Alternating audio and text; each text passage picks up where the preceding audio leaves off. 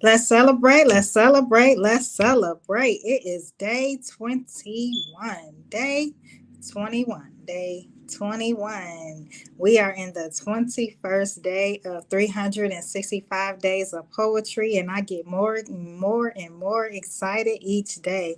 This is definitely a stretch for me. First of all, being on video because I hate being on video.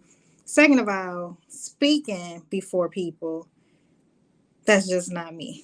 But when God call you to something, you don't have a choice. And so I thank God for imparting these words in me to be able to put them together and now to be able to speak.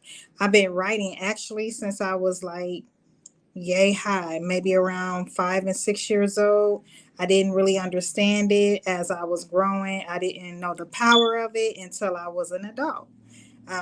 So a lot of the writings that God had poured into me, I got rid of it, not knowing the power that lies within. And the things that I have been able to maintain and the new things that He write, I am now sharing with you, which it blesses me too. So I thank God for where He has me now. And I thank God for being able to share with you what He places in me. I wish I could just sit down and let the pen flow, but these words don't even come through me. It comes through Him that sends the words through me, according to the situations that He allows me to be able to experience.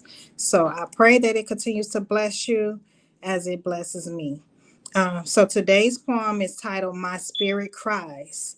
In 1 Peter 3 and 17, it says, For it is better, if the will of God be so, that ye suffer well for well doing than for evil doing. For it is better, if the will of God be so, that ye suffer for well doing than for evil doing. My spirit cries. And this is like God having a conversation with His children. There are many addictions and addicts on the prey. What are you doing to encourage them to turn from their wicked ways? God sent us to make His word known, which means it's not to each his own. But every saint should be affected by what's going on. Week after week, I see faces hidden with pain. It hurts to see God's children give Him praise and then complain. What's the point in coming to God's house if you don't want to give Him your all? What's the point in fellowshipping when only certain saints you call? I thought His house, I thought the church was His house for us to give Him all praise, not Satan's tabernacle for us to go and hell raise. Are you affected by what the preachers say? Are you affected by the youth going astray? Are you affected by knowing the children are not safe? Are you waiting to be affected by tragedy to come your way? I know many of you are thinking, Lord, why do things have to be this way?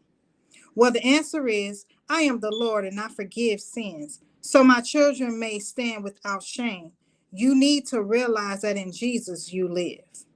You have been procrastinating too long, taking for granted my gifts, knowing how inspired it is. You know your gift can mend a broken soul. Stop letting Lucifer hinder you.